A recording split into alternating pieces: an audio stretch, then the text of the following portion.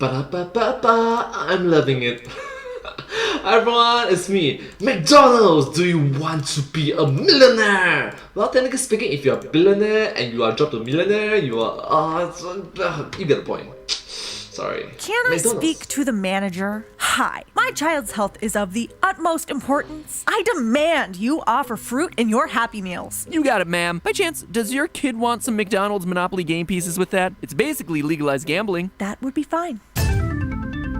Why?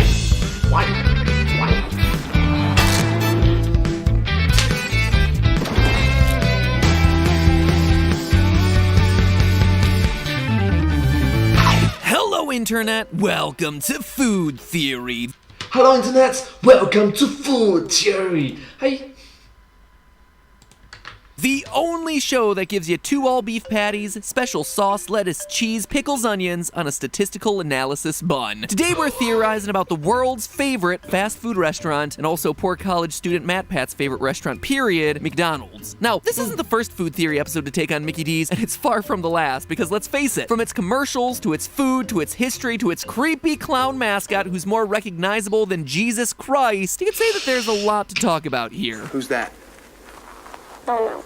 I don't know. George W. Bush? Nope, that's a good guess, though. Who's that? Ronald McDonald. McDonald. So with the full menu of McDonald's topics to choose from, today we're chowing down on the business side of things. Because let's face it, McDonald's has been playing the marketing game at another level for decades. Building miniature playgrounds in your stores, genius. No matter how much Lysol you'd have to use to get me to step near one of those things these days. The Happy Meal toys, iconic. Especially if we're talking about those dinosaur ones that turned into the food items. In case you're wondering, by the way, my eBay bid was accepted, and you're looking at the proud new owner of Fry-Ceratops and the rest of the dinosaur changeables gang. Well, you must remember the Matt Pat is the dad pet, and he has children, so he has a son, so maybe the son can play with it, right? Yes, definitely. That's definitely the reason. They're so cute! And then there's the granddaddy of them all, the McDonald's promotion that effectively got me addicted to gambling before I knew what probability was, the McDonald's Monopoly game. If you're not familiar, go ahead and crawl out from beneath that rock you've been living under, and then take a seat on said rock and prepare to get learned. The McDonald's Monopoly game is a limited time promotion that usually comes along once a year or so, and gives you little game pieces that you peel off of certain menu items. If you can collect all the pieces of a certain color to make a Monopoly, just like you do in the board game, you win a prize, with Park Place and Boardwalk usually cashing in for a cool $1 million. Anyway, in college and throughout my professional theater career, my friends and cast members and I played McDonald's Monopoly so much that it even started seeping into our everyday speech. Case in point, Baltic Avenue was one of the most common and therefore least valuable pieces of the game. So if both the pieces on your soda or fries were Baltic Avenue, we called it a double Baltic, which we then used to mean anything worthless or disappointing. It can be used in all sorts of situations, by the way. Ugh, they got my order wrong. Double Baltic. Or they're releasing the Snyder Cut, all the Baltics. The dream of one day winning the McDonald's Monopoly game was a big one for me, but now that I'm a little bit older, I recognize that the odds of me winning the $1 million are, well, let's just say pretty double Baltic. And this, of course, got me thinking, what would it actually take to win this thing? Case in point, a lot of math and numbers and mathematics for the win. Thank you. Like, how much McDonald's would a person have to buy to guarantee that they have the McDonald's Monopoly Grand Prize? How much would that sort of thing cost? And most importantly, because we do not waste food in this household, young man, let's assume that you have to eat all of the food that you bought to get the game pieces. How many calories would that be? How Quite unhealthy. much weight you putting on? How supersized are you getting? So hold on to your buns, because we're diving into the economics and gastronomics of McDonald's Monopoly. Now, to start, I should clarify that there isn't one single unified version of the McDonald's Monopoly game. From year to year, the rules change slightly, the odds change slightly, even the menu items that have the game pieces on them change a little bit. Since we can't know for certain what the rules for McDonald's next Monopoly promotion will be, they've teased that it could return in 2021, by the way, that means that we might as well base our calculations off the years whose rules and data are the most complete and readily available to us. Those years happen to be 2014 and 2016. Granted, the data is a few years old, but for our purposes, the game has stayed similar enough over the years that it will be a solid approximation. We're also only considering the American version of McDonald's Monopoly, though the game is offered with different sets of rules and prizes from South Africa to Poland to Hong Kong. And also remember, Singapore! Yeah! Canada's versions are often a little less dramatic though. For instance, in Canada, the grand prize is $50,000 instead of $1 million. But back to McDonald's, cause now it's time to crunch some fries and some numbers. According to Business Insider's coverage of the Monopoly game in the fall of 2014, there are 602,490,060 game pieces in play, each of which consists of 2 stamps, for a grand total of about 1.2 billion chances to win. And I do want to pause here to clarify these terms because they confused me when I first started researching this thing, and we're going to use them a lot. A game piece is the term for the entire object this hand is holding. Game pieces are what get slapped onto different McDonald's products, and each individual game piece consists of 2 separate stamps. So you could say that the hand in this picture is holding 1 game piece, or you could say it's holding 2 stamps. Both are correct. You'd also be correct to say that we've completely beaten this topic to death, so let's move along. Now, if we're trying to guarantee hitting the grand prize of $1 million, we can't just determine what item gives us the best cost per game piece, which is hash browns, by the way, and get all 1.2 billion stamps by buying the cheapest item. McDonald's puts the game pieces on a variety of different menu items, which means we not only have to buy different menu items, but for our purposes today, we also have to determine how many of which menu items we need to buy. The menu items in play are Filet-O-Fish sandwiches, Big Macs, 10 and 20-piece chicken McNuggets, Egg McMuffins, biscuit sandwiches, hash browns, large fries, and medium soft drinks. Now, we don't know if the game pieces are distributed evenly among those 9 menu items or not, but we can figure it out by referring to the odds detailed in the fine print from the official rules of the game. In 2014, there was 1 free parking stamp for several of the menu items, and the official rules give us the odds of hitting that individual stamp for each of them. On the Filet-O-Fish, it was 1 in 19,585,000. Fries, it was 1 in 150,254,000. So using those numbers, we can approximate how many of the 600 million game pieces allocated to each menu item, and that's how many of each we're gonna have to buy if we want to guarantee the win. Now, calculating the minimum cost of these is actually pretty simple, because your best value is gonna be buying everything a la carte rather than as part of an extra value meal. True, the extra value meals always cost less than all 3 parts bought individually, but McDonald's has cleverly made it so that only 2 of the 3 items can get you game pieces, hence the game pieces being included on medium drinks but large fries. This always infuriated me when I was playing this game religiously back in the day because I wanted pieces on all 3 of the menu items, and so I would actually supersize to get myself a large fry, but then request a smaller cup so I could get pieces on my medium drink. And because sometimes I was denied that request, I'm not going to factor it into our calculations. We're going to play this straight and fair. Each menu item individually is the optimum way to play. And with that being said, all that's left to do to calculate the cost of winning McDonald's Monopoly is to determine the price of all these items, which of course is going to vary from location to location, but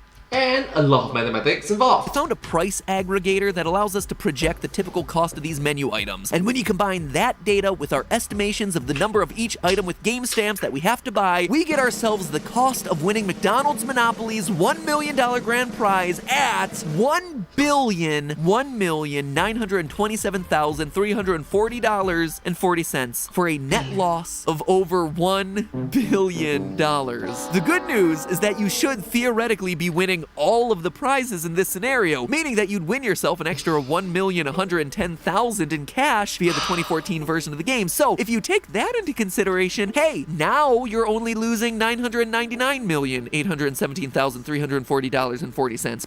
But I just round up into $1 billion, and notice that MatPat is using USD. Gosh. Yeah, unless you got $1 billion that's burning a hole in your pocket. Jeff Bezos, Elon Musk. Sorry, got something caught in my throat. The value proposition of the McDonald's Monopoly game, not so great. But wait a second, MatPat. You might be thinking about to interject a semi-obscure fact about the structuring of sweepstakes. Doesn't it say that there's no purchase necessary to enter? Shouldn't you technically be able to win for free? An astute observation there, hypothetical viewer. For legal reasons, McDonald's needs to keep this game a sweepstakes rather than a contest or a lottery. And a condition of sweepstakes is that it has to be possible to enter without a purchase. So absolutely request your McDonald's Monopoly game pieces by mail, but there's a catch. When you send them your self-addressed stamped envelope, everything on it has to be handwritten. No printed envelopes, no photocopies, not even return address labels. And this strategy is confirmed. A few years ago, a man named Brandon Duncombe from, of course, Florida, wrote 100 requests for McDonald's Monopoly game pieces and got returns on 98 8 of those letters at 4 stamps apiece. According to Duncombe, the process took him 10 hours and cost him $117. So could you scale that up to guarantee a win of the grand prize? Well, you could, but the big factor now is time. According to the official rules,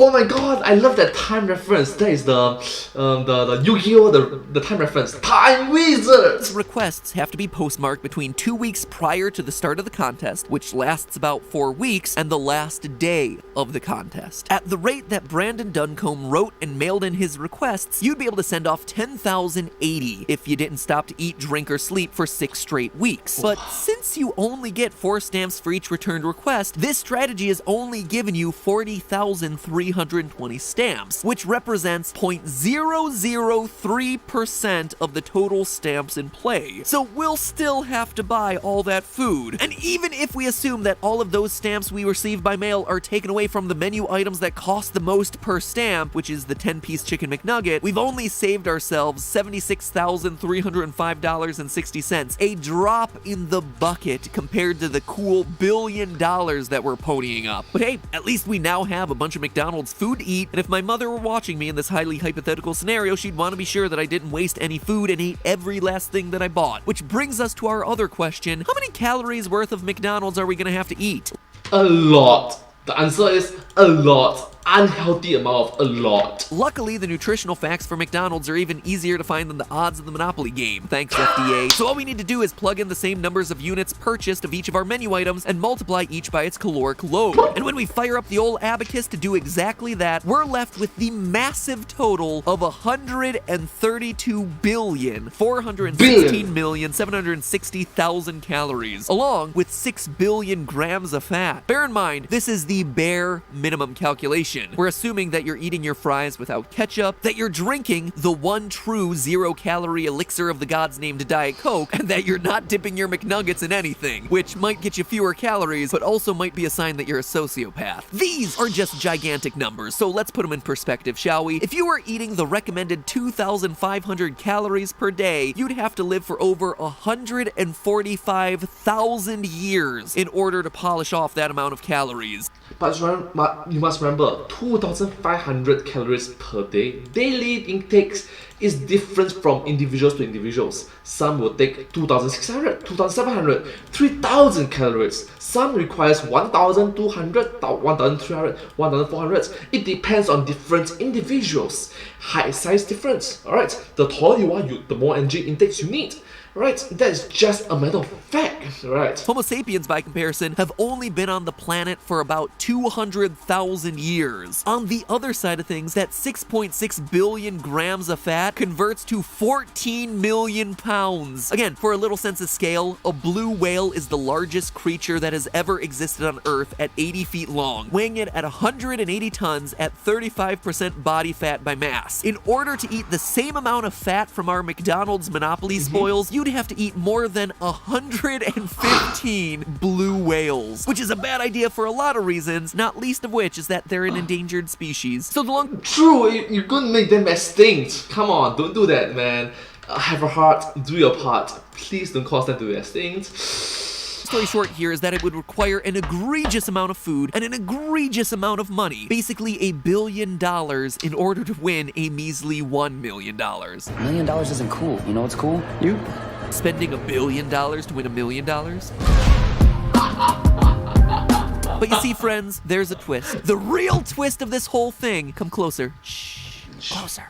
Closer. It's gonna be our little secret. You could buy up every stamp on the market. You could spend that $1 million and still not win, because the winning pieces might not even be in circulation in the first place. That's right, the game was outright rigged by insiders who kept all the winning game pieces for themselves, winning almost every major prize for the better part of 12 years, walking away with $24 million worth of prizes. In short, all those calculations we just did, all those calories I consumed throughout my 20s, alongside all my fellow college students and castmates who were pooling their pieces in the hopes of winning this thing, yeah, all of it was entirely wasted. We didn't have Insiders, come on, this kind of people that uses this kind of personal relationships, connections, really ruins the game. A shot and the numbers didn't even matter. I could have eaten every single fry, every single hash brown, fillet of fish, and large soda in existence, order every single mail-in piece they're willing to give you, and never once see Boardwalk because it never actually made it into the game. It was grabbed off the production line and sold to a friend of a friend of a friend for a split of the winnings. That's how for over a decade, the winners were a connected network of mobsters, psychics, strip club owners, and drug traffickers. Yep, that's a not-so-happy meal for you. And why have so few people actually heard of this story? Because it was the largest story in the nation, and just as it was about to go to trial, 9/11 hit, and the story just got lost in the shuffle. Which brings us to today, where the game might still be broken. I mean, you'd think that after a huge scandal like this, McDonald's would overhaul the entire promotion in order to make it fraud-proof. Well, they didn't. Not in any sort of major way. The rules and gameplay for McDonald's Monopoly are still essentially what they've been for decades. All will be explained in a future episode of Food Theory. I promise. But for now, I'm off to play with the best thing to come out of McDonald's in the 90s, Fryceratops. But hey, that's just a theory. A food theory. Bon appetit. Theorists, I cannot thank you enough for all the support that you've shown this channel so far. You've been watching and subscribing like crazy, and we here at Team Theorist appreciate it big time. I know the channel is only a few weeks old, but look at those episodes that we've released already. See,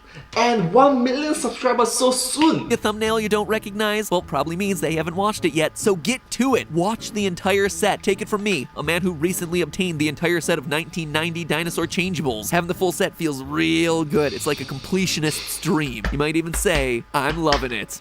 I'm loving it. Ba-la-ba-ba-ba. I'm loving it. Yeah. Anyways, thank you all so much for watching this video together with me. I hope you find this video very interesting to watch. It's quite cool, isn't it? To be so entertaining, fun, and just with all the mathematical geekiness, nerdiness, I like it. I hope that you like it as well. Anyways, if you do like this video, please remember to sorry. If you do like this video, please remember to like, share, and subscribe to my channel, and comment down below if you have anything to share with us. Down below. Don't forget to follow my channel, and I sincerely appreciate all the support and encouragement for work. Thank you all so much, you're the best, and I hope to see you all in my next video. But hey, that's just a theory, a food theory. Bon appetit. And I hope to see you all in my next live stream. In my next video. Bye bye. Gosh, I messed it up. One more time. Thank you all so much for watching this live stream together with me. I hope you find this video very interesting to watch. If you do like this video, please remember to like, share, and subscribe to my channel, and comment down below if you have anything to share with us. Don't forget to follow my channel, and I sincerely, genuinely, honestly, truthfully, thankful, grateful, appreciative for all your supports, encouraging, uplifting words, so wholesome and positive. Thank you all so much. And I hope to see you in my next video. And I hope to see you all in my next video. But hey, that's just a theory. A food theory. Bon appetit.